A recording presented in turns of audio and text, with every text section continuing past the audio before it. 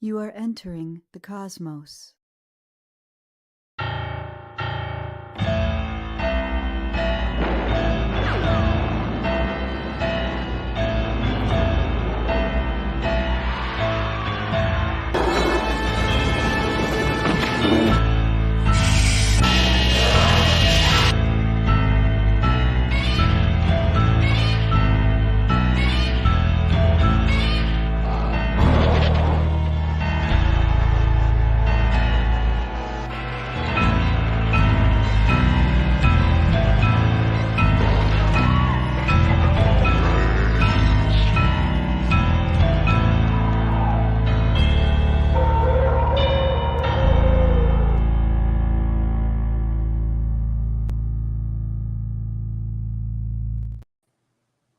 Hello, cadets. Welcome to another episode of General Howitzer's Big Monster Briefing Room.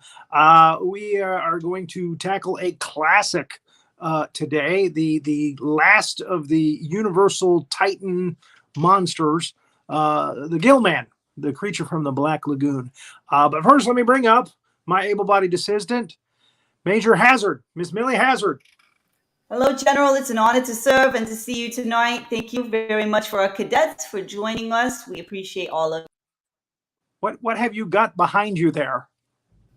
What is behind you? Well, this is the Ukrainian flag, and our government is very proud to support the armed forces that are in Ukraine right now. So it's a very nice thing. But I'm also I thought it was a desert scene. I was like, are you in Area 54? No, it's not a desert scene, but I am proud to be wearing my NASA jacket, of course. Hello, everybody. Yes, I did serve. You served with NASA.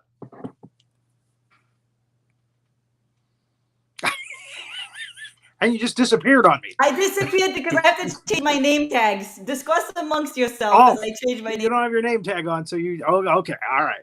All right. So. As I explained at the beginning of every episode, on this show, we do a timeline. We do spoilers. So if you don't want to be spoiled as to what the movie is. Lots of spoilers. If you don't want to know the story, you got to get out of here. It's not a good thing for you. We're going to talk about everything and show all the slides, and we might have some adult language. It happens, people. Yes. Well, that was my next. Well, first off, we do a timeline. A slideshow from beginning to end. Usually they're about 150 slides. And so we show the entire movie in pictures. And if it's a black and white movie, we colorize it. So you can see it in color. And that is the case tonight. We have colorized the creature from the Black Lagoon. And you'll be surprised at the color of the creature. Because, we see model kits and stuff like that. We see that green with the yellow stomach and the red lips. And, like he's got lipstick on and all that. Well, according to this colorization program that I'm using, which is Colorize, he's more like a crab. It's kind of a brownish gray, and you can see some like purple and pink veins popping out. And anyway, so you'll be interested to see how he looks. But he definitely looks aquatic. A little aquatic. That's the word for it. Thank you. A lot aquatic. A lot aquatic here. A lot aquatic. I'm going to try to say that 5 times fast. A lot aquatic, a lot aquatic, a lot aquatic. A lot aquatic. That sounds like its own word, even. A lot aquatic. I don't know what it could mean, but a lot. It sounds like something from Yonkers. Oh, that's like a lot aquatic. There's a lot aquatic. We have some coffee. We do some talking. We'll talk it out. It's all right. We'll talk a lot aquatic. We'll talk a lot aquatic. That's all I can say. And again, in many cases, we will have violent material on the show. It's not for kids. The pictures sometimes have graphic, bloody, and this is not so much that case because this is a 1950s picture, training film. But sometimes, you don't want the kids to watch this because they'll be traumatized. It's a little traumatic. Yeah, it's a little traumatic. We're a little dramatic this show. Let's get started with our timeline. Here it is. This is a Universal International picture. This is when they switched over to Universal International. And they started to do the sci-fi, like the alien movies and stuff, the atomic monster stuff. And this was actually a nice little jump back towards the classic monsters. They got a monster. He's a good monster. He's a strong monster. And you got a good human story. As training films go, this one is pieced together really well. I mean, it has a really good narrative and a great monster. So this was the last great monster that Universal put out, really. The Creature from the Black Lagoon. And I'm sorry, the program that I used to colorize kind of shrinks the. It takes some stuff off the sides, and I apologize for that. But there it is. So some of the things like this, it's going to be a little awkward. So we get a history lesson at the beginning of the film. They're talking about when time began and the Big Bang, and and out of the water crawled the first of the animals on this planet. And we get right away the footprints of the creature from the Black Lagoon walking up the beach. Which is, strange because it's a black lagoon, and I think it's pretty much fresh water. But anyway, this creature walked out of the ocean. I could be wrong about that. But usually creatures in the salt water don't like it in the fresh water, and vice versa. But there are exceptions. And we start out right away with a creature's hand, or a fossilized creature's hand, coming up out of the side of a mountain. They found it. There's a team of in the jungle that are looking for dinosaur bones and stuff like that, and they find this. And it's Dr. Carl Maya and his crew.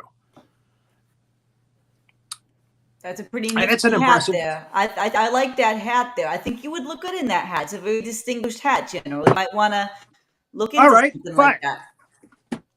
Uh-oh. I think he actually has it, people. I think he actually has it.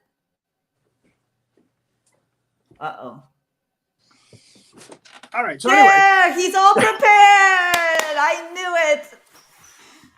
So anyway, he's in the jungle. Wunderbar. And you look just like him. And he's got his Peruvian assistants. I think it's Peru. I don't know. It looks like Peru. Little do they know that right next to them, I mean, just inches away, dun, dun, dun, dun, dun, dun, the real thing is there.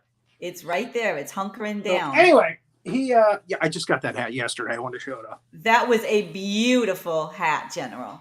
Thank you. Thank you for wearing it. I think Rory Penland's going to wear it when he does his Truman Capote.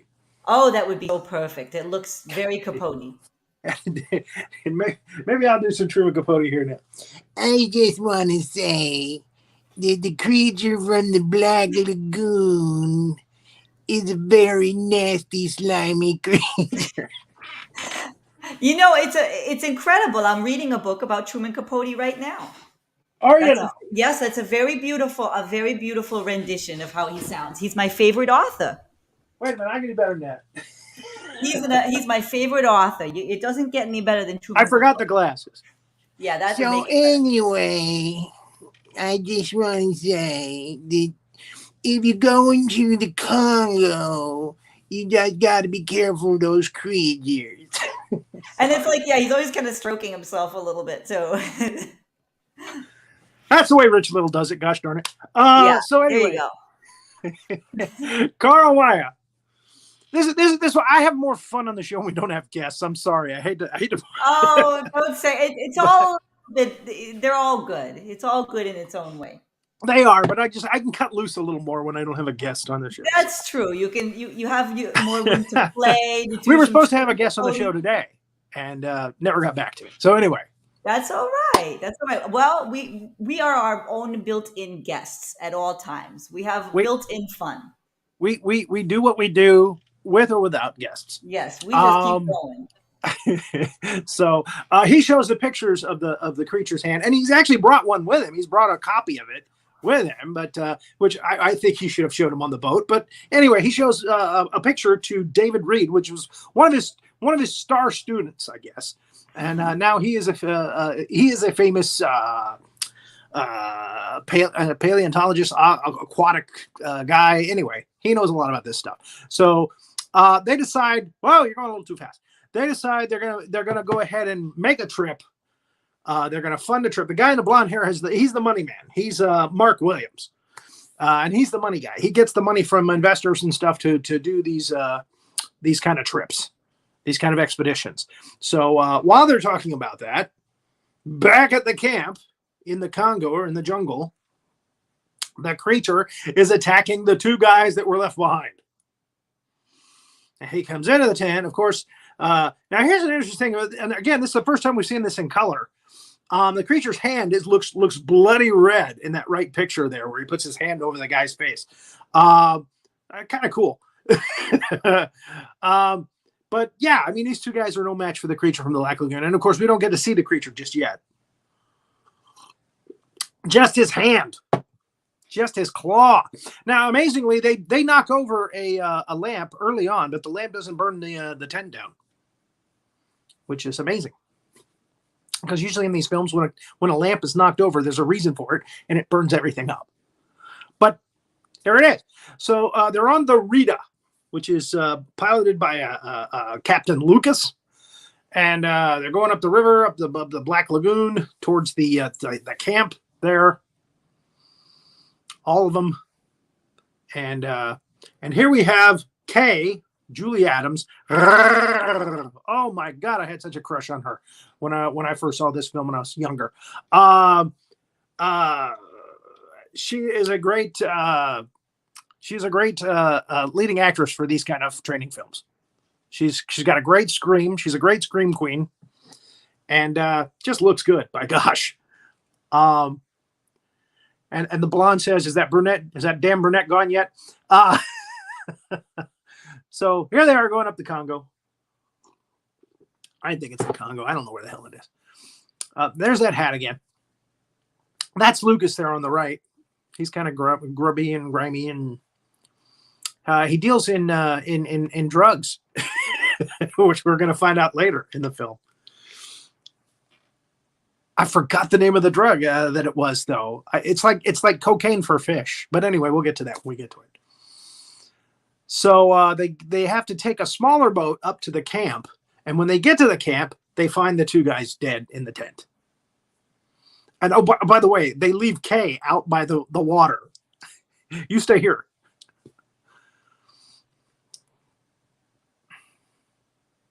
So that's what they find in the tent. He's all contorted and all messed up, and surprisingly not burnt.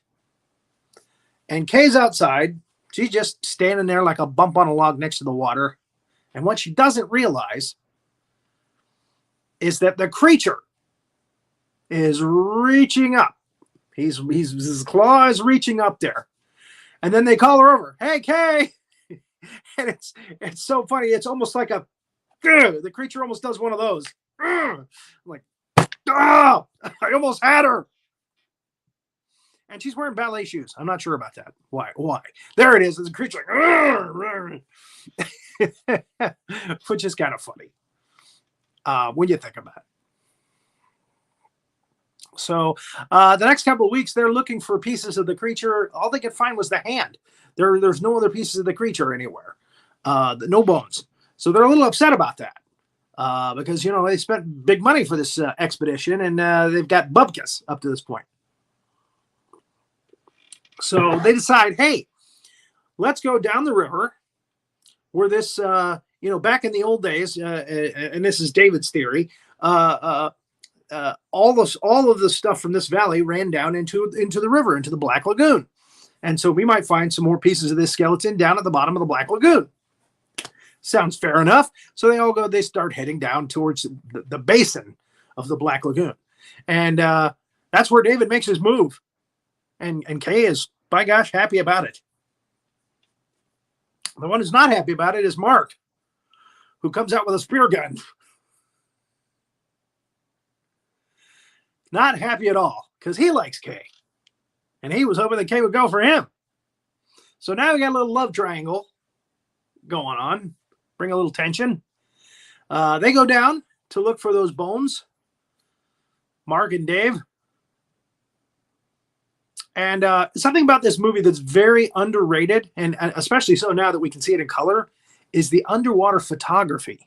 The underwater photography for this film, which was mostly done in Florida at Silver Springs, is gorgeous. I mean, it's beautiful and very impressive. A lot of people, that's very underrated about this film. A lot of people say that, not just me. So they go down, and this is where we get our first shot, our first actual shot of the creature. Because he's watching them as they swim around. And I do believe, no, okay, I want to point out that a lot of times you'll see shots like this in the presentation because this movie was in 3D. So it was always in your face. You know, they were swimming right towards you. They were shooting a spear gun right towards you. A little later on, sorry, a little peach tea. A little later on, they have a bat that flies down in a cave at you. Again, the movie was in 3D. It was one of the first ones in 3D.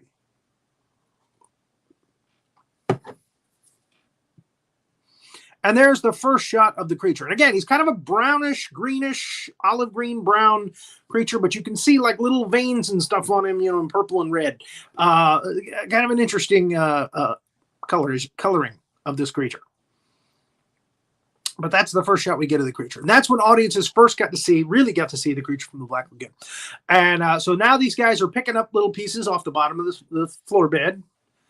I don't think they're finding really what they were looking for. At this point, they do later. They do realize that, yeah, there's pieces here. And that means that, yeah, this is where we need to do our research. And on the way back up, David spies a plant, like a water plant. He takes his knife out, and he's seen the creature, and it's a kind of a false alarm. And he cuts this plant, and he takes it up to Kay. Romantic. And the creature's like, yeah, what the hell? Wait, yeah, get out of my pool. Get out of my basin. So there he looks fairly green. So he gives Kay the lovely water plant there, and Mark is like, all right, you guys can play housekeeper, or you guys can play house later. He's being a butt. And then, all of a sudden, the ship lifts over to one. Oh, no, I'm sorry. That comes later. Kay decides, hey, I want to go swimming. So she jumps in. She jumps in the drink. Kay jumps in the Black Lagoon.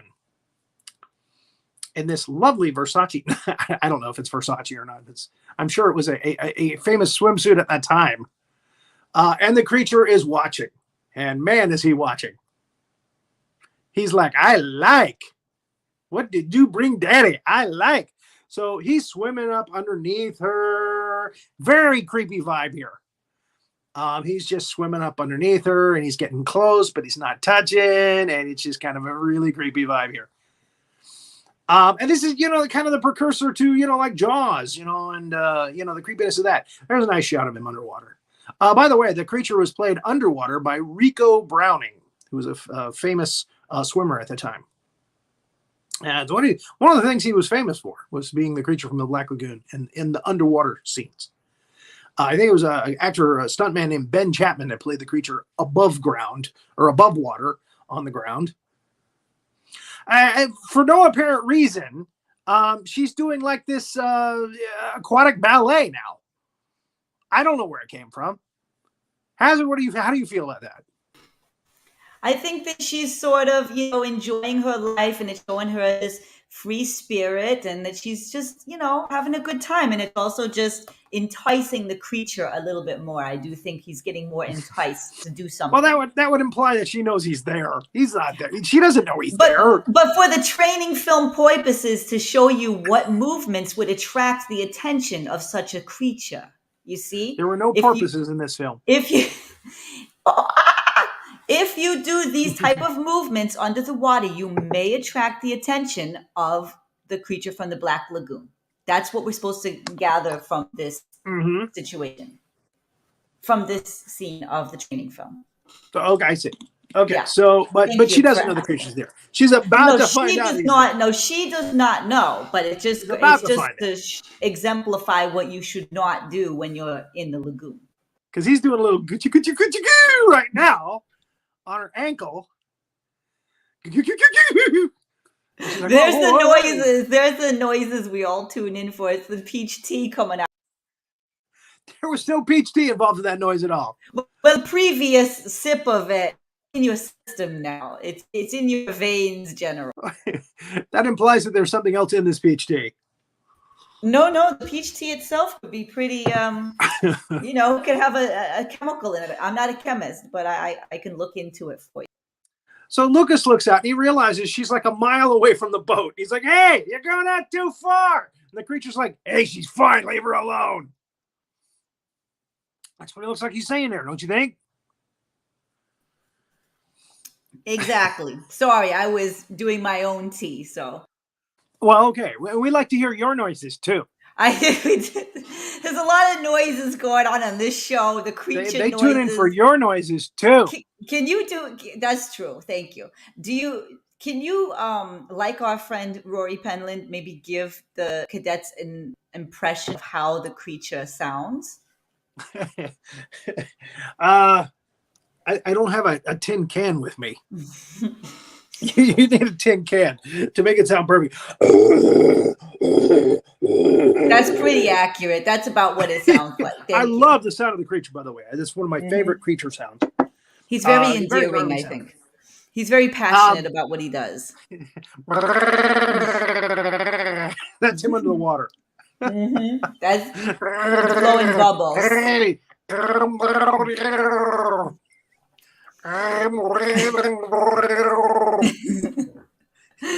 Troy Moore says the creature looks like Troy Moore says the creature looks like he wants Marlboro Reds, but in the short, soft pack.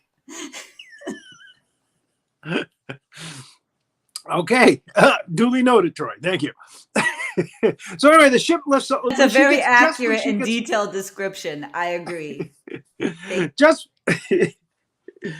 okay.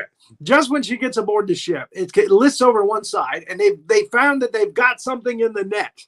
They put a net down when they got there, and the ship is buffeting side to side, and they're wondering what the hell is going on. Kay just got on board, and something is ripped through the net. Can we go back to that shot? And in the net, they find one of his claw nails. And so that's all the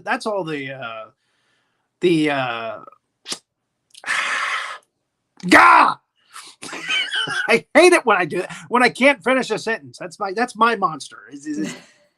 I start a sentence and I'm very eloquent, and then all of a sudden, gah, dead end. It's just the peach tea. That's all it is. It's the only fossil they really need, and that's because I can't think of the right word anyway.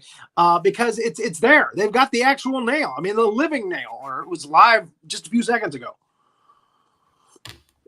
So Mark is like, hey, we got a chance of catching a real creature. There's a real creature down there. So they arm up with spear guns. And we're going to find out fast that even though these are cool for 3D movies, they're not very good at deterring the creature. They shoot this creature several times with spear guns, and he just pulls the spear out and goes, "Gah! I don't like that. Leave it. Stop it." Just pisses him off. So anyway, Dave and Mark start fighting again because Dave is like, hey, I'm going to take a camera now. We're going to get a picture of it. Don't kill it. We can study it. Natural. Naturally we have the guys in the films that do that, and usually people get killed when it happens. Like, no, don't kill the monster.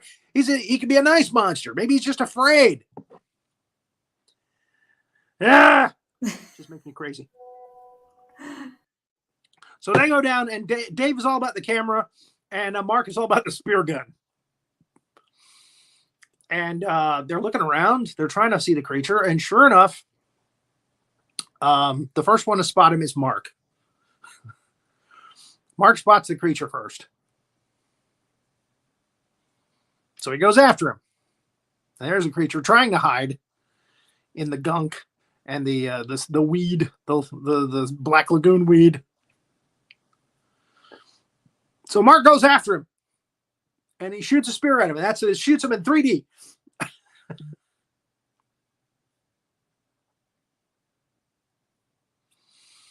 And the creature's like, hey, slow down there, cowboy. Whoa. Yeah, let's introduce each other first. And he shoots him. Right in the stomach.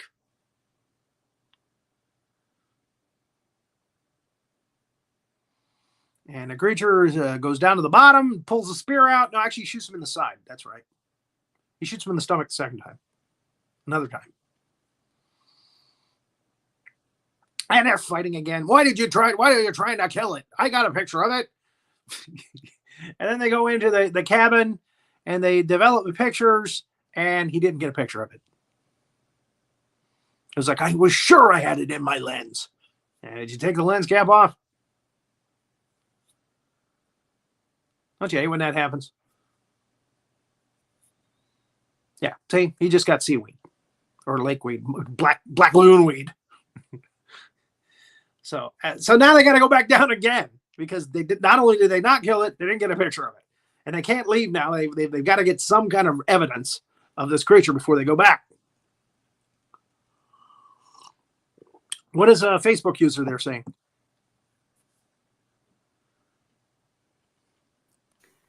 Oh man, yes, look at the gear. What a movie this was. And then Lorraine look at the gear. Says, yeah, look at the gear. And then Lorraine says, no tide in the weed. Well, again, it's not only the weed that we're going to be talking about here in a minute. So the creature's on board. They don't realize it. They're developing pictures together, and they don't realize he's on board. And he's sloshing across the deck there. More sounds. And I think it's Chico he kills this time. Chico's on board. Chico and Z. One or the other. He just grabs him by the head, kills him, pulls him right under. And again, you got to realize the creature was not messing with them, but they shot him with a spear. So now it's like, As you know, this means war. So there he goes. He's about to be pulled in. Facebook user is Mariah. Hello, Mariah. Cadet Mariah. Welcome. So his brother is like, he pulled him right in. I'm going to kill the creature. And they look very serious there. Again, this is the first time that we're seeing this, or pictures from this film, the full film, in color. So, we've colorized it for you so you can actually see it in color. And that's what it looked like in Silver Springs in 1953. This film was released in 1954, by the way. So, again, a lot of times when you colorize movies from the 30s, 40s, and 50s, it looks colorized. But this actually looks very natural. The suntans look natural. The shirts don't look too bright. They see that the creature's feet were aboard the ship. He left tracks. They're like, good God, look at the size of those feet. So they realize they're up against something that's very big, very strong. So what's to be done? They got to go back down. They got to go back down again. But wait a minute, that's dangerous. So they build a cage. They build a nice bamboo cage to hold it in place. They think this is just, a regular little happy aquatic creature. So they build this little flimsy bamboo cage. And they come up with a plan. Roanoke, that's what it's called. Roanoke, like Roanoke, Virginia. Evidently, Lucas has some cocaine for fish. It makes them buzz big time. They float to the surface. It's called Roanoke. And he says, you just sprinkle this around the water and you watch the fish come up. I use it for fishing. Wink, wink, nudge, nudge. So he's got some narcotics for aquatic narcotics. There's another one. You say that 5 times fast. Aquatic narcotics. Can you do that? I can't. I've tried. It's impossible. Aquatic narcotics. Aquatic narcotics. Almost impossible. So they're sprinkling this stuff around the top of the water. For once, Mark and Dave are not fighting with each other, not trying to club each other like baby seals. She's smoking a cigarette, waiting for the drugs to kick in. I'm glad you enjoyed that. So that one just came to me while I was watching the movie. I was like, oh, I can't wait to say that on the show. It does look that way. It really doesn't does. It? Doesn't it? That's exactly what she looks like. Yeah, it's very accurate. Oh, by the way, behind her is Whit Bissell, who was a famous character actor back in the 50s and 60s. He did a lot of stuff, a lot of TV shows, a lot of horror movies, played a lot of mad scientists in movies and stuff. He is one of the professors in this. He's Dr. Thompson. And I just love that shot of her waiting for the drugs to kick in. So they wait. And nothing happens. Oh, well, I can't say that. The fish come up to the top. A lot of fish come up to the top in this next slide. But no creature. No gill man. I'm sorry. And there he is. And again, they got that brownish, greenish with some pink showing through, kind of makes him look very realistic. You know, he doesn't look like a fake monster guy suit. You know, I kind of like it. I didn't think I was going to like it, but I do. And there you can see the fish on the top of the water there. And, but they don't have a creature. So like, what did we do wrong? Maybe he's down at the bottom, so the stuff doesn't get down to the bottom where he is. Maybe that's what it is. So they decide, they ask Lucas, hey, can you harden this stuff up so it's time release? And we can drop these things like, you know, like Tide Pods. This was way before pods were ever created. Down to the bottom, and he's like, "Yeah, sure, I can do that." So that's what they do. They take more of the Roanoke, and there they are deciding what to do.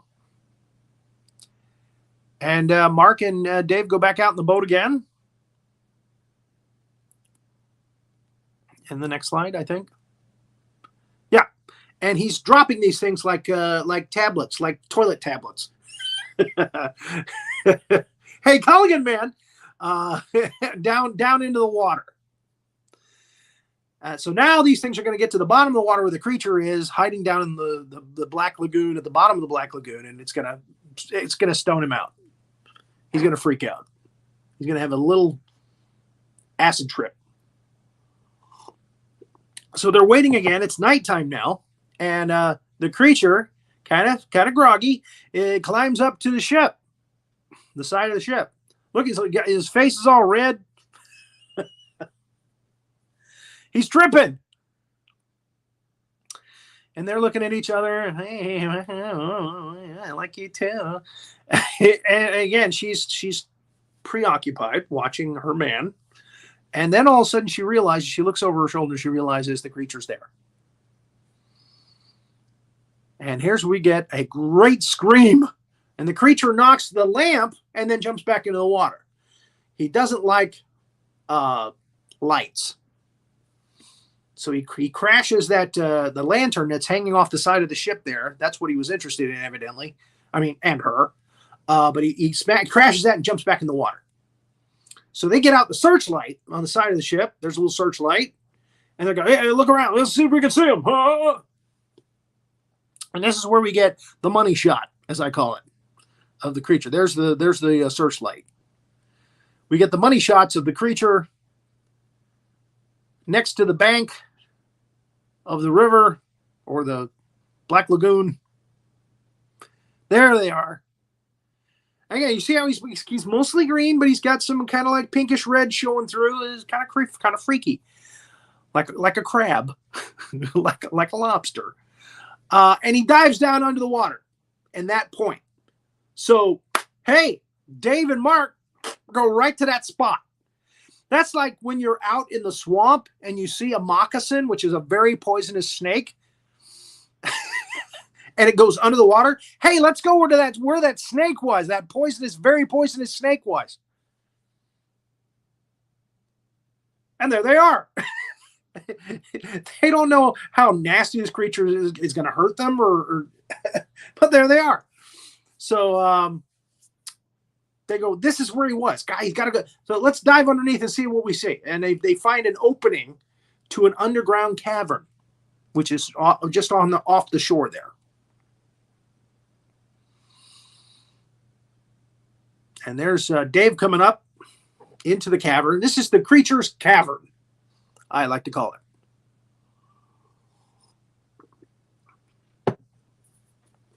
And they bump into each other. It's a classic anti-scare moment. Hey, settle down there. Don't stab me. And they look around, they find the creature's footprints. What they don't realize is there's an opening up above ground on the shore there to this cavern as well. You can go in under the water or you can go in out the front door. So the creature is going out the front door. Now, unbeknownst to the rest of us until this point, the rest of the crew is now on the shore.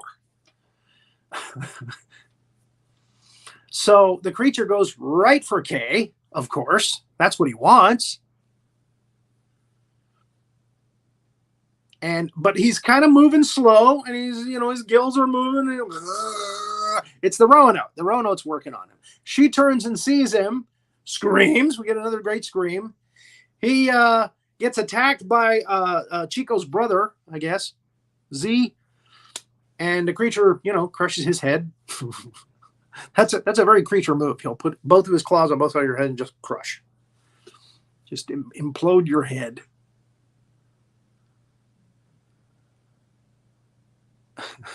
What is Mariah saying? With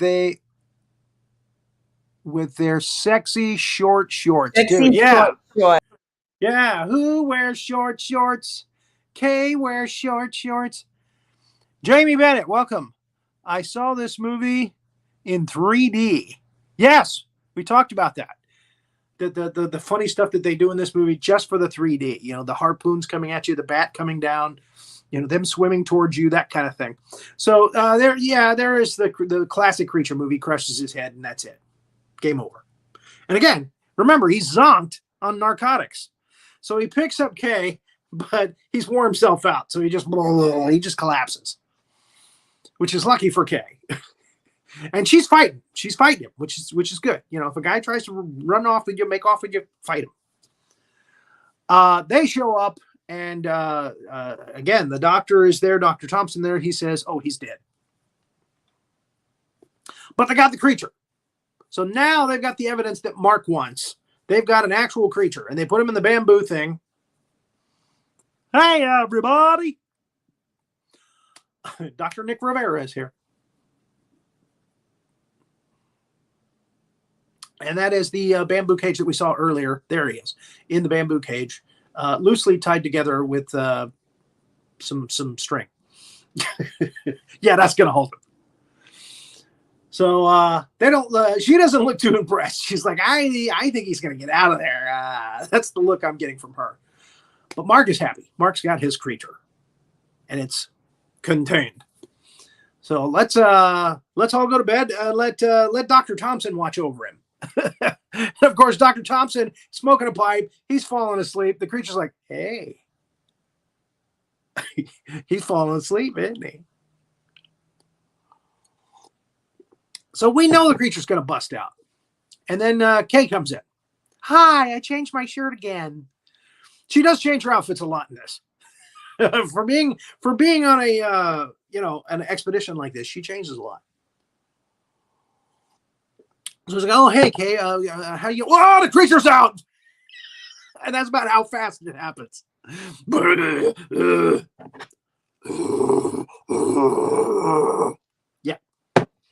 So he does the thing with the hands against the doctor's head again, but the doctor has a lantern in his hand, so he drops it, and it catches the creature on fire. Evidently, the creature from the Black Lagoons, the Gillmen, they're very flammable. So he catches, because he just came out of the water, right? He came out of the bamboo thing with the water. Anyway, he's very flammable. So he goes right up, and he jumps back into the drink.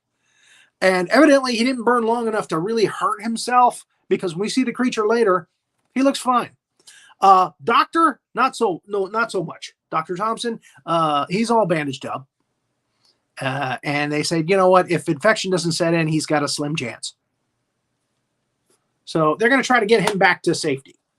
They all agree, okay, we got to go back now. And Mark's like, well, wait a minute. We can't go back now. We got to get the creature. He got away. Come on. We don't have any proof. And they're all like, hey, dude, relax, okay? Charter another expedition. This thing's dangerous. And Captain Lucas has the final say because he puts a knife up to Mark's chin. We're going to go back. So there it is. So they're heading back. And the creature doesn't want them to go. He's having too much fun. And he really likes Kay. So he has strung up some stuff across the opening to the Black Lagoon there to keep them in the lagoon. So the Rita comes right up on it and they're like, hey, there's something in the way. And sure enough, that's what it is. So, excuse me. David, there it is. He's cluttered it up nice, like a busy beaver. David goes down to try to hook up the winch to these logs, pieces of, vegetation that are all collected together. This little beaver dam, this Black Lagoon dam. And of course, the creature, he's not going to let that happen. And the creature destroys their dinghy. What a bad creature. Bad creature. He destroys their dinghy. So they can't get away even in the small boat. Bastard. Okay. So again, David goes down. He hooks up the thing, the winch to the vinage, the vegetation, the sticks, the bundle, and the creature's like, I'm not going to let that happen, and he breaks it. Plain and simple. So he's like, okay, bring it up. Plap. It breaks because the creature pulled it apart. So now what? We got to take care of the creature. That's what Mark says, of course. Yeah, there's Dave like, he pulled it apart. God darn it. So Mark's right. They've got to do something about the creature. Otherwise, it's going to kill them all. Yeah, look at him, blue shorts. And there's Mark trying to convince David again. Come on, let's go down. Let's shoot it. Let's bring back a dead body. And they have a fight. And David clocks Mark. And Mark is embarrassed because he let David clock him. So David goes down. He goes, I'm going to hook it up again. Stay out of my way. And he goes down again. And sure enough, the creature's getting close.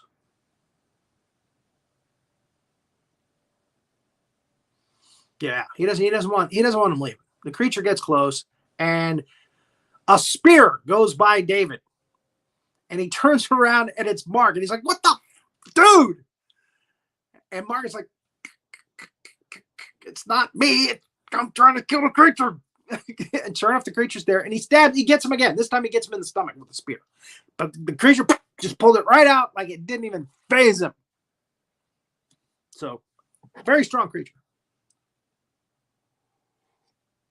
So he attacks he attacks Mark now. He takes Mark on a roll, takes him down to the bottom, messes him up.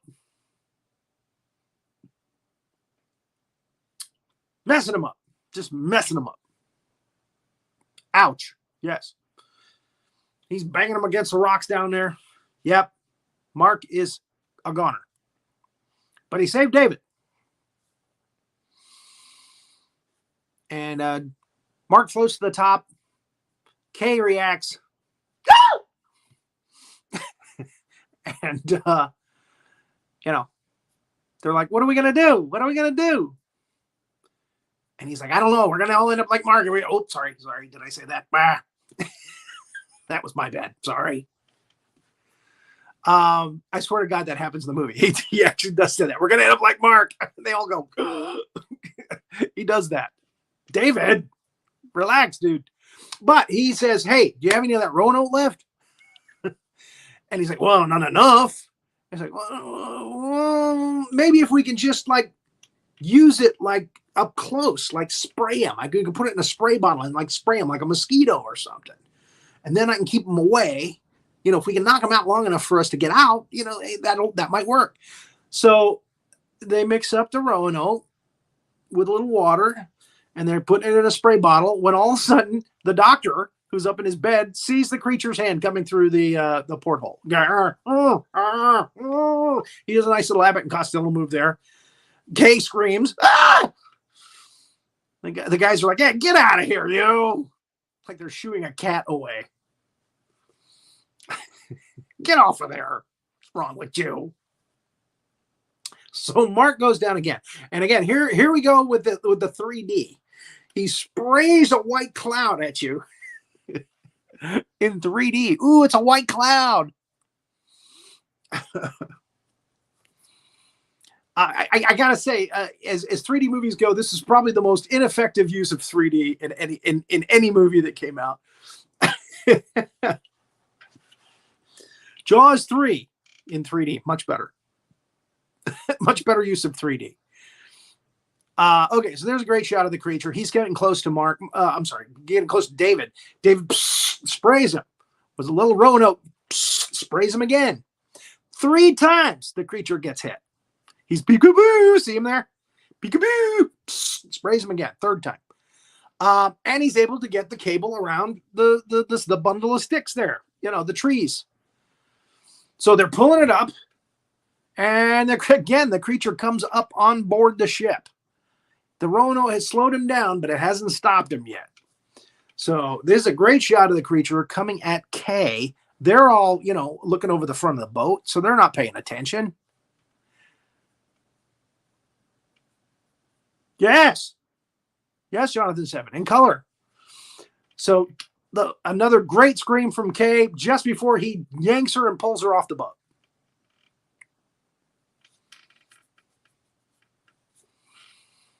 And Dave knows where he's going. He's taking her to the creature cave, man. So this is my place. This is my crib. This is where I hang, you know. He's trying to show Kay around, you know. So it's not much, but you know, it's cool. It's him.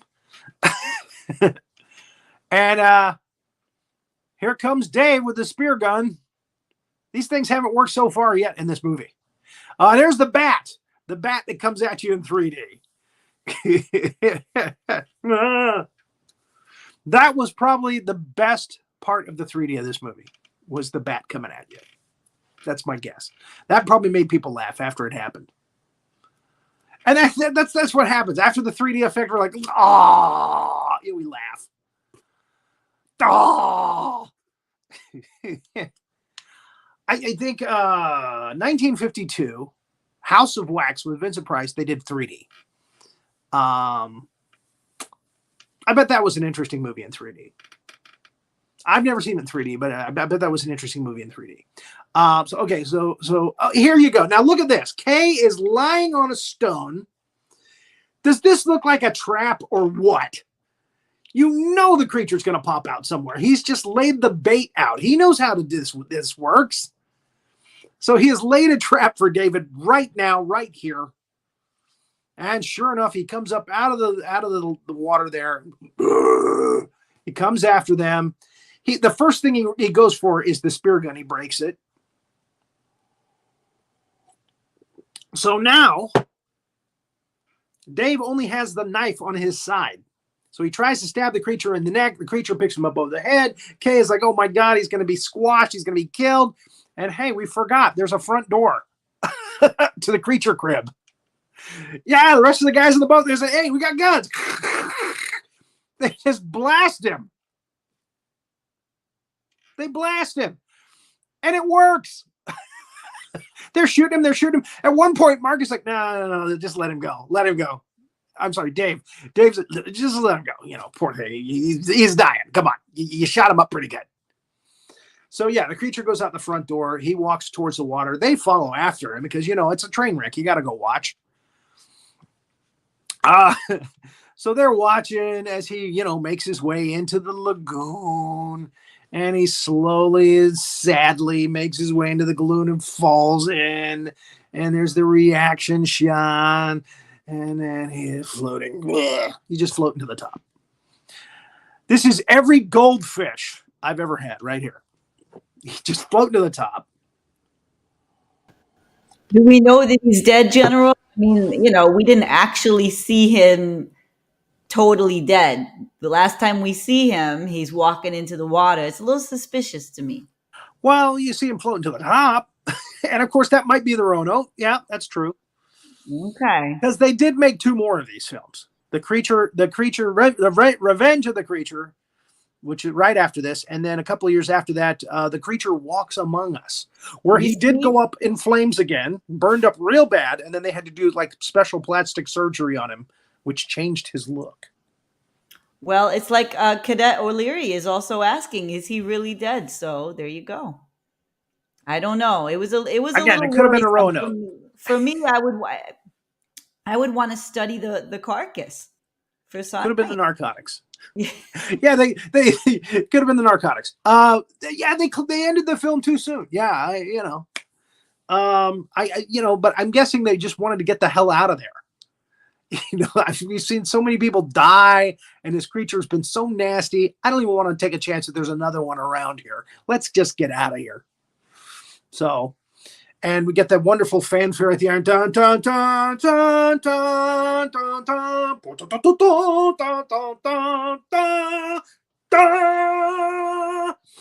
Which also, a lot of this music ended up into the English version of King Kong versus Godzilla. The Creature's theme became the Godzilla theme for most of that movie, the American version. And this ending song for this, the big fanfare, was the ending for the ending song for the American version of King Kong versus Godzilla. It's true. So, Hazzard. What are your feelings on this film? I mean, other than the creature probably didn't die. Well, and I did want to say one of our cadets pointed out that he could regenerate like a starfish. He is an aquatic. You never know. I would have contained. I would buy that for scientific purposes. Again, I think it's the narcotics that made him float to the top. I'm sure he probably shook it all off, like you said, and just waited for them to leave to recuperate. Man, that was a terrible weekend. I hope they don't come back. Very bad weekend. You don't want to have a weekend like that. It's not a good one. So, yeah, as far as here's the thing. The Universal monsters started winding up in the late 40s with Abbott and Costello meets Frankenstein. That's when we ceased to have Frankenstein anymore. That's when we ceased to have Dracula anymore, the Wolfman. Abbott and Costello later did a few more films in the early 50s where they were up against Dr. Jekyll, Mr. Hyde, and The Mummy, because that's what was making Universal movies. Or that's what was making Universal money, I should say, with their movies. So this was kind of a nice shot in the arm as far as they had one last monster left in the till, or this was a nice little kind of resurgence of that kind of monster, that super monster kind of thing, that was going on with Universal. The Gill Man, again, made 3 pictures. So, but by 1960, they were doing like Wasp Woman. It's just terrible. Monster on the Campus. So these were not so good. these were B horror films. With monsters were very uninspiring, but the creature was a great monster, and deserves all the fanfare that it got at the time. And now there's a lot of people that love the Gill Man now. When you go to Universal Studios in California or Florida or whatever, there's a lot of merchandise and stuff for Frankenstein, the Wolfman, Dracula, Bride of Frankenstein, the Phantom of the Opera, the Invisible Man, and the creature, the Gill Man. And well deserved. He was a great creature at the time. If you haven't seen Revenge of the Creature, it's got some interesting, nice special effects in it. There's one scene where he picks up a guy, throws him, and the guy's head hits a tree. So it just spins the body around. It's just amazing. Yeah, that kind of thing. So the creature walks among us. Not so good. Not so fantastic.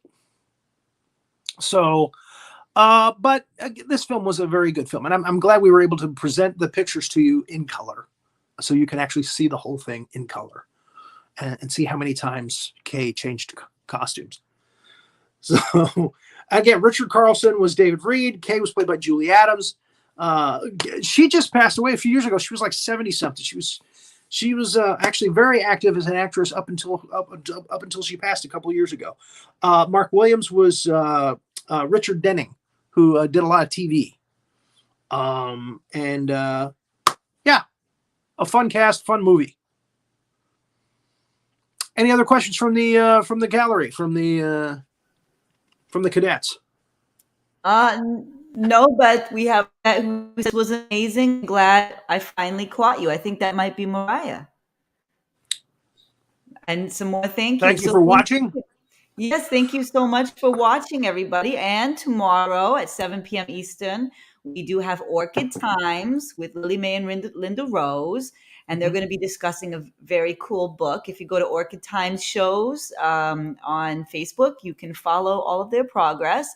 And then at 10:30, we're going to have Painting with Rory, which is coming back. And hopefully Renee Yaworsky will be there. Most likely I hope so. Be there. And Sandy Dean's going to be there. And Rory Penland's going to be there. And Bridget. And Bridget. Jet. That's right. Yes. Let me tell you what's coming up on the big monster briefing room. This Thursday, we're going to do the granddaddy of all Toho films, Destroy All Monsters. That's coming up Thursday. I'm hoping that Unite Godzilla fans will be here. He has not gotten back to me. He said he might have had something else that he had to do. We'll see. Next week on Tuesday, it's our 50th show. So it's our 50th Big Monster Briefing Room. And I've chosen as our film, a film that was actually written by a friend of ours, Rory Penland. That film is called Deadly Species. Now, Deadly Species, released by Artisan Films, very hard to find now, this training film. So I was able to get a kind of a crude copy of it. I was able to do a timeline from it already. I've already got the timeline done. And I'm hoping that we'll be able to get a few people that were involved in that movie to be on board for that. If not, we'll have a good time doing the movie ourselves. But yeah, I'm hoping that Rory will help us to get maybe some of the actors from the movie or maybe a producer or a director involved. So, yeah, you know Rory Penland. Very talented guy. Talented in so many different ways. So that's next Tuesday. So I hope to see you all for that.